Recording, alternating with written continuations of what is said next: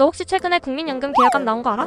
2025년 3월에 정부가 국민연금 개혁안을 발표했는데 간단하게 보자면 현행 보험료율이 9%에서 13%로 4%를 올리게 되었어. 그래도 다행인 건 당장 내년부터 한 번에 오르는 건 아니고 매년 0.5%포인트씩 8년간 점차 늘어날 예정이래. 그렇다면 우리는 얼마를 더 내고 얼마를 더 받는 걸까? 쉽게 설명해 줄게. 딱 3분이면 충분해.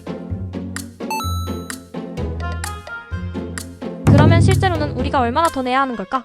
국민연금 가입자 평균인 월 309만 원을 버는 직장인은 대략 월 14만 원 정도 내고 있는데 보험률이 13%로 오르면 매달 내야 하는 보험료는 약 20만 원이 돼. 만약 내년에 새로 가입해 40년 동안 보험료를 낸다면 총 1억 8천여만 원을 내야 해서 지금보다 5,400만 원 정도를 평생 더 내야 하는 거지. 물론 받는 돈도 늘어나게 돼.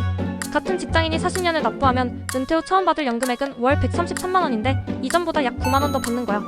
만약에 25년 동안 연금을 받는다면 모두 3억 천여만 원을 받게 되는데 지금보다 총 2,170만 원을 더 많이 받을 수 있다는 거지.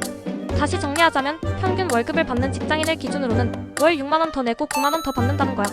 또한 출산이나 군 복무 등 연금 가입 기간을 추가로 인정해주는 크레디트로 혜택을 받는 대상이 더 늘어나게 돼. 그리고 저소득 지역 가입자에 대해선 1년간 보험료 절반을 지원하게 된대. 한편 우리는 왜 이런 개혁이 필요했을까에 집중해봐야 해. 사실 가만히 뒀으면 2055년쯤에는 연금 기금이 바닥날 예정이었어. 연금 기금이 바닥나면 우리는 연금을 못 받게 되는 거지. 그리고 이번 개혁으로 연금 기금 소진 시점은 9년 미뤄진 2064년이 되었는데 사실 이에 대해서도 여러 전문가들이 연금 지급 지속성의 우려를 표하기도 했고 또한 향후 미래의 경제 상황, 물가, 정책 변화 등 불확실한 변동성도 감안을 해야 해. 마지막으로 기업의 부담이 많아지면서 인건비를 줄이려는 시도가 커지게 된다면 이는 곧 취업률에도 악영향을 줄 수 있다는 의견도 나오는 상황이야. 지금은 걱정도 많고 불안감도 높아지는 시대야. 하지만 그렇다고 우리가 포기할 수는 없잖아. 어떤 상황이 오더라도 우리의 삶은 계속 지속될 거니까 말이야.